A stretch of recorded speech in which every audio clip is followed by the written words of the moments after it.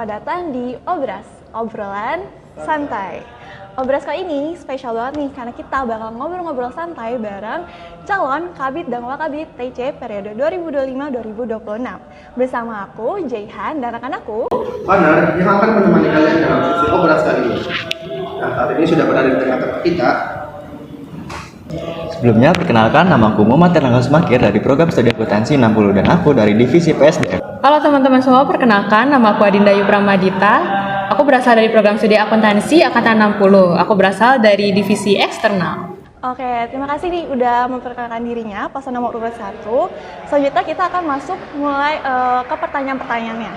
Untuk pertanyaan pertama, kita mau dengar visi misi dari paslon nomor urut 1. Boleh dijelaskan? Oke, mungkin untuk visi dari kita itu yang pertama, membangun tech center SVI IPB yang bersinergi serta menjadi sarana edukasi, baik dalam ruang lingkup akademik maupun non-akademik, sehingga dapat berperan aktif dalam mewujudkan masyarakat yang sadar dan peduli akan pajak. Untuk misinya, yang pertama itu kami ada menciptakan tech center SVI IPB sebagai ruang edukasi bagi anggota dan masyarakat umum guna meningkatkan kesadaran akan pentingnya perpajakan.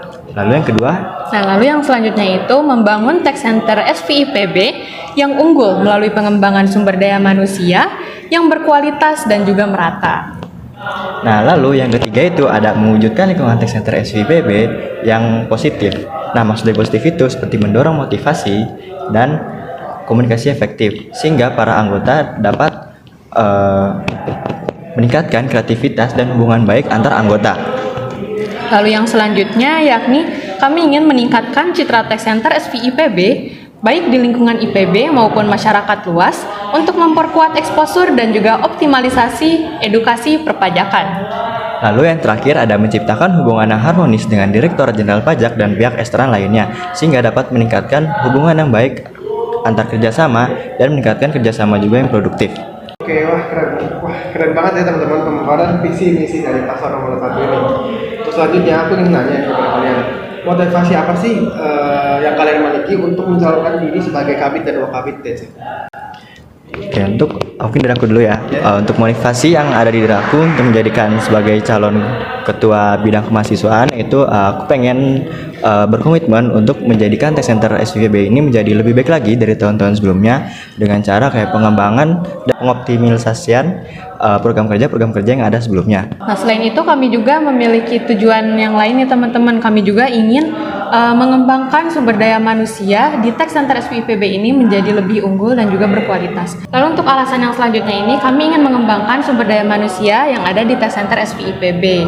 Mengapa? Karena kami merasa pengembangan sumber daya manusia ini menjadi salah satu kunci dalam keberhasilan untuk meraih tujuan. Lalu yang terakhir ini kami merasa hal ini menjadi salah satu kesempatan bagi kami untuk mengembangkan potensi yang ada dalam diri kami, sehingga kami dapat berkontribusi aktif melalui pengembangan program kerja yang sudah ada di tech center SVIPB. Oke, jadi itu ya teman-teman motivasi calon Kabid dan Wakabid kita. Nah, selanjutnya biar teman-teman di sini lebih mantap untuk memilih apa sih yang membedakan kalian dengan paslon lain dalam kemampuan memimpin dan menciptakan perubahan positif bagi tech center.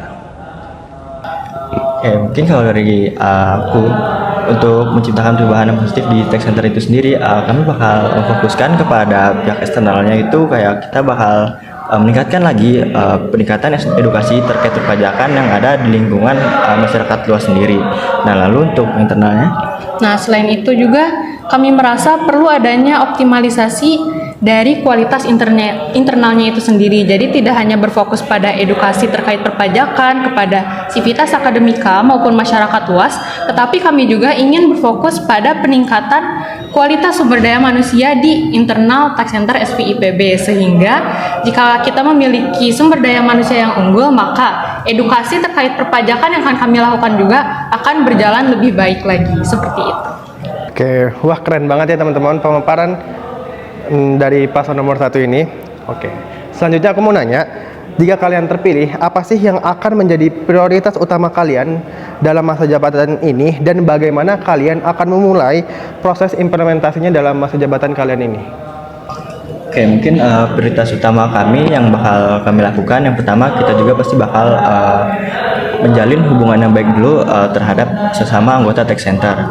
Seperti kita meningkatkan komunikasi yang efektif dulu, lalu kita membangun bonding, sehingga kalau misalkan kita sudah membangun bonding yang baik terhadap anggota-anggota kita, mungkin kita bakal lebih mudah juga menyampaikan aspirasi kita kepada sesama anggota tersebut.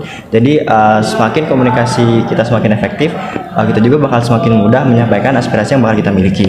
Lalu dari rekan aku, Oke, jadi seperti yang tadi sudah Angga sampaikan, kami akan memprioritaskan terkait komunikasi di antara anggota Tech Center. Setelah itu kami juga memiliki prioritas yakni untuk melakukan edukasi terkait perpajakan tentunya. Karena tujuan Tech Center itu sendiri untuk meningkatkan kesadaran dan juga pemahaman sivitas akademika maupun masyarakat luas terkait perpajakan. Jadi itu sih prioritas utama dari paslon kami. Oke, semoga nanti seandainya kalian terpilih, kalian bisa menjalankan prioritas kalian tersebut dalam hasil kerja nyatanya gitu ya.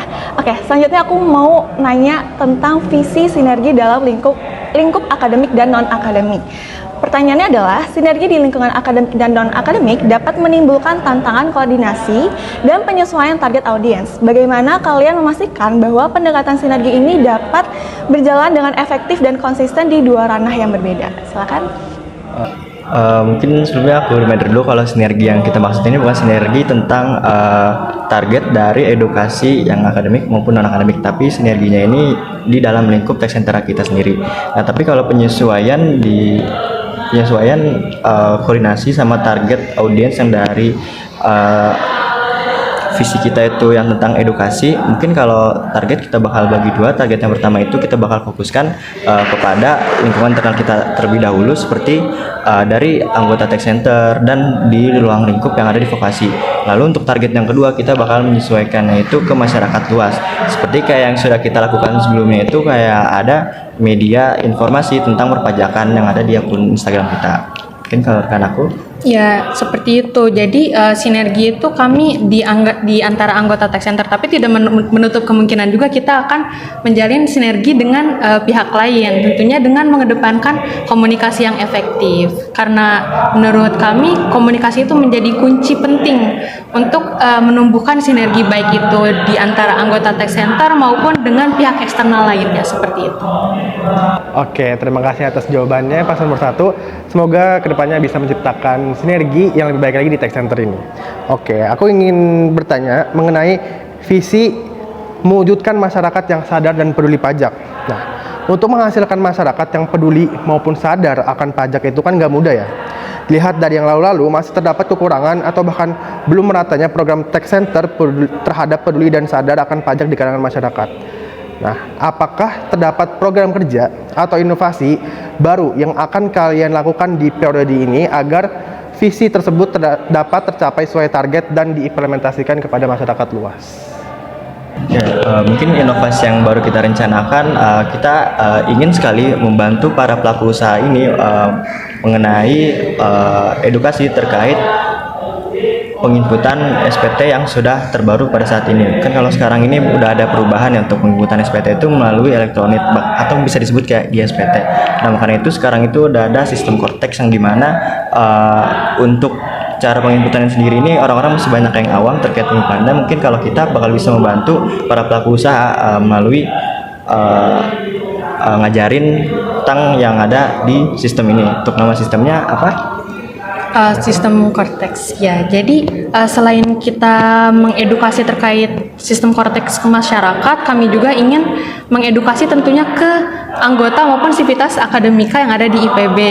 Kami memiliki inovasi nih, yakni menciptakan ruang diskusi terkait perpajakan. Jadi di sini para anggota tech center maupun teman-teman lainnya memiliki kesempatan untuk saling bertukar informasi terkait perpajakan. Nah, di ruang diskusi ini teman-teman bebas menanyakan terkait peraturan, terkait materi perpajakan, sehingga jika memang mereka sudah paham, sudah memiliki pemahaman terkait perpajakan, itu bisa diimplementasikan maupun disebarkan ke masyarakat luas. Oke, menurut aku ide ruang diskusi ini cukup bagus karena banyak juga dari kita yang masih belum paham banget kan tentang pajak. Jadi dengan cara itu mungkin banyak orang yang lebih teredukasi tentang pajak. Oke, untuk selanjutnya aku mau nanya, mengenai misi 1 ruang edukasi pajak bagi anggota dan masyarakat.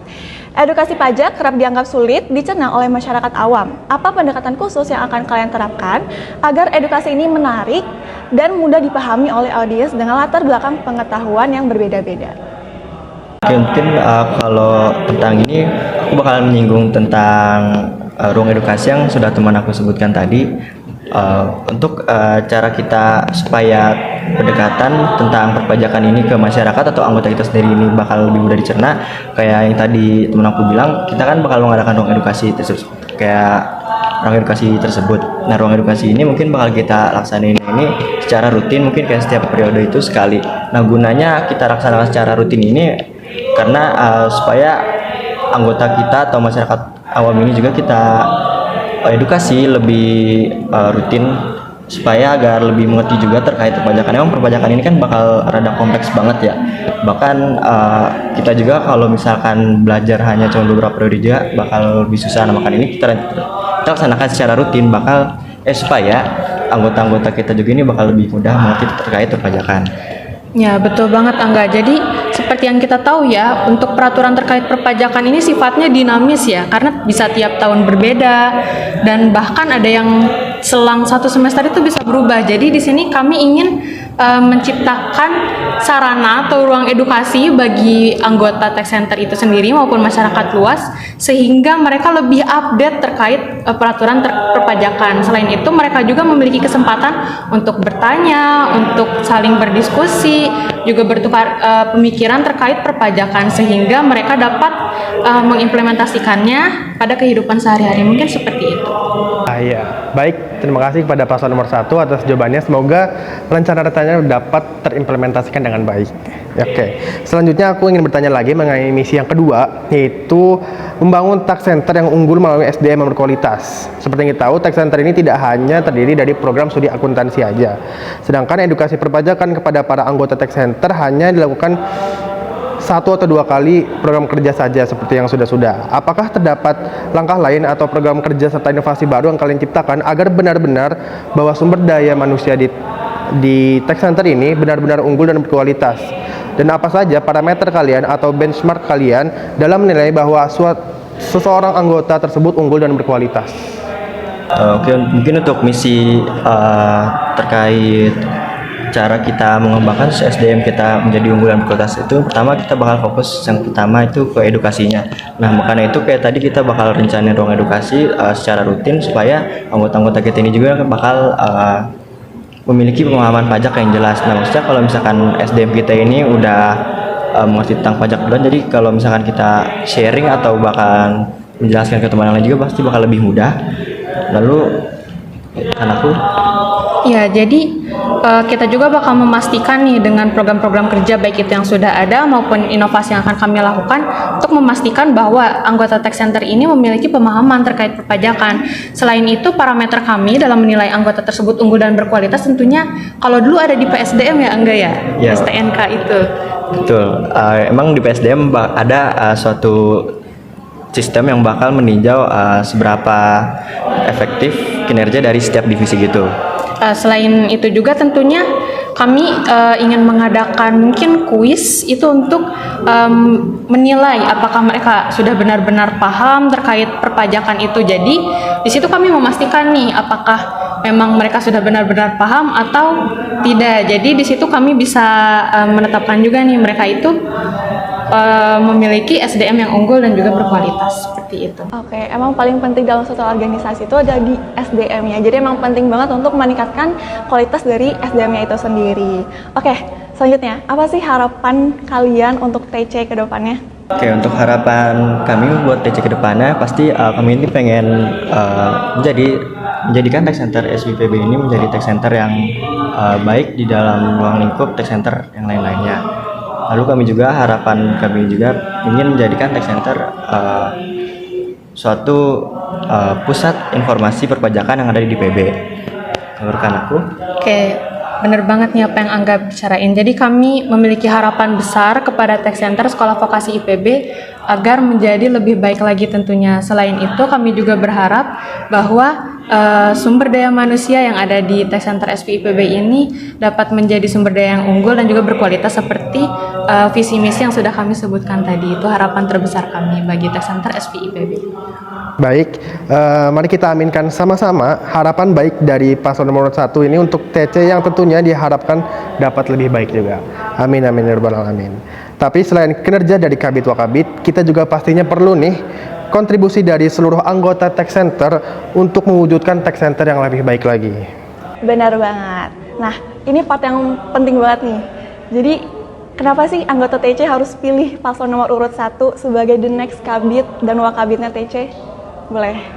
Jadi mengapa teman-teman nih harus memilih paslon nomor urut 1? Jadi di sini kami ini tidak hanya memprioritaskan terkait edukasi, tetapi juga memprioritaskan di internalnya itu sendiri. Tentunya edukasi terkait perpajakan itu menjadi prioritas utama kami karena itu sejalan dengan tujuan Tech Center itu sendiri. Selain itu kami juga memiliki prioritas dalam meningkatkan kualitas sumber daya manusia di Tech Center. Jadi tidak hanya ke eksternal ya Angga.